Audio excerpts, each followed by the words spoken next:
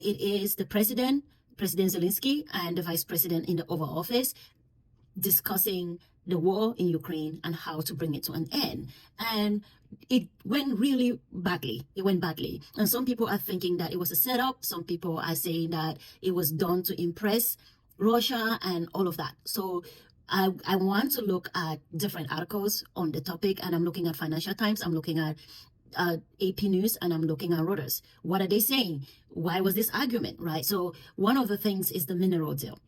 And the U.S. and President Trump's department proposed a deal within the U.S. wherein the U.S. would gain ownership of 50% of Ukraine's minerals and all the oil resources as payment for past and future support, right? So that was the deal that the president is offering President Zelensky. And before today that I'm recording this, I heard other pundits talking about how this is very similar to the partition of Africa, where people gathered in a room and made decisions on behalf of the African continent without consulting the African continent. And that is how this deal was made, especially with the visit to France and the negotiations that we had there. If you've seen the videos that are trending with the president talking with the French president, President Macron. So it's one of those things where, as I was watching that happening, I was like, this really feels like the partition of Africa, where you just go in there and a bunch of countries sat and decided the fate of a country without any of these people in place.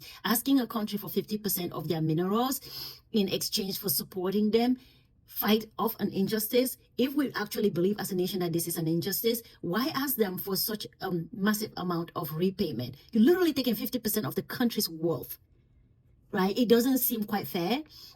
And I'm not saying that we as a country should be just squandering also the American wealth on foreign soil. I'm not saying that. I'm saying that if we think that we're fighting for justice, then why take almost 50% of that country's wealth? That doesn't seem like a fair deal, right? So I can understand why he would not want to accept that proposal. So President Zelensky rejected this proposal, expressing willingness to consider a serious agreement only if it included concrete security guarantees for Ukraine. He emphasized that he would not sell Ukraine away, quotes, right? Which I think that is kind of a fair thing to say if you're looking at somebody asking you 50% of your country. You could argue that if he doesn't give away 50% of his country, then at the same time, it will be taken over completely by Russia and he will have nothing. The country will be gone. So it's one of those very bad deals. But are we coming to the table with this deal in good faith, right? Is it a good faith? Asking for 50% so that you can continue to support them in a war that they are unlikely to win? Is that a fair deal? Are we doing it in good faith? So that's something I'm pondering. Is this a fair deal? Are we doing it in good faith? The security guarantee and peace negotiations, Zelensky request seeking assurances against Russian aggression. Zelensky pressed for explicit U.S. security commitments, right? Because the president had said that they would not support. So he is seeking for a commitment. President Trump's position, along with Vice President J.D. Vance, was more accusatory. He accused Zelensky of being ungrateful, disrespectful, arguing with him to negotiate directly with Russia, and suggesting that continued U.S. support was contingent upon Ukrainians' willingness to pursue peace.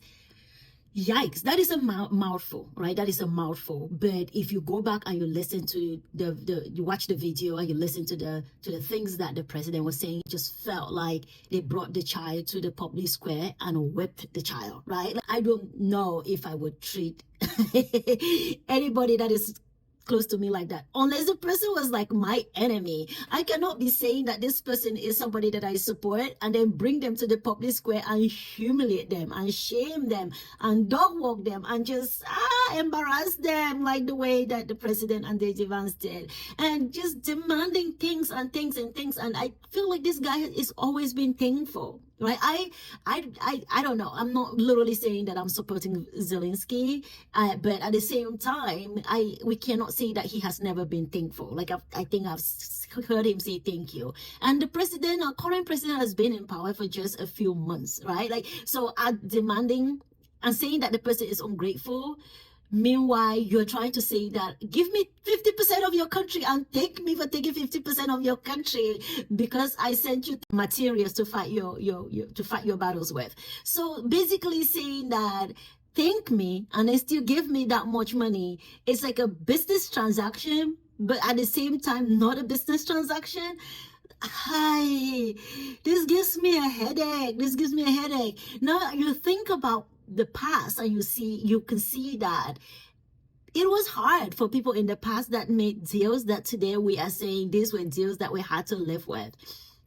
Imagine just imagine the leaders of old sitting in a room and facing what they just faced today and thinking that they really have to sell off 50% of their country. Because if you're giving me something that is perishable, something that has a diminishing value, but you're taking minerals that has an endless supply, I hope Africans are actually listening to this and are following this to see how it is quite easy to give up your country and give up minerals in your country in exchange for something temporal. It's almost like the US wants to like occupy that country, Ukraine, and make it a part of America just to keep Russia out, right? Like it's almost like they're asking Zelensky to say, Ukraine is part of America now. We're going to defend our state.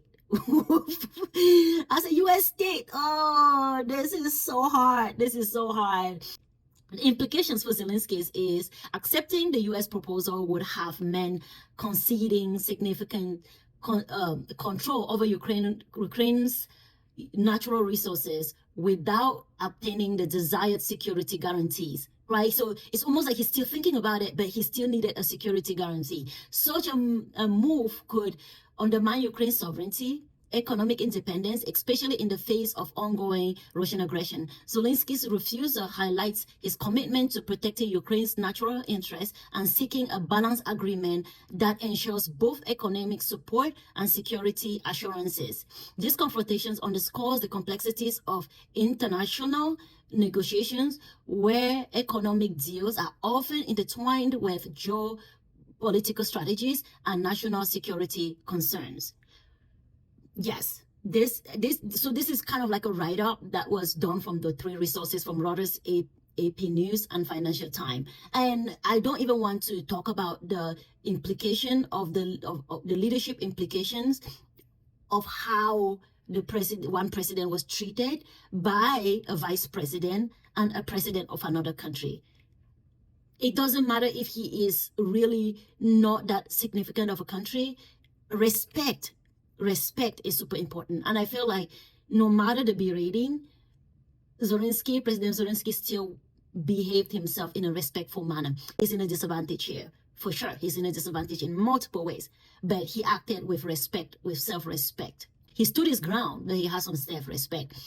Again, I understand that the president wants to protect the interests of America, but is it fair to take away 50% of a country's natural resources in exchange for protection, which you say you're doing it out of good faith and to as a balance of power or as something that you're trying to preserve justice? Is it fair? What do you all think?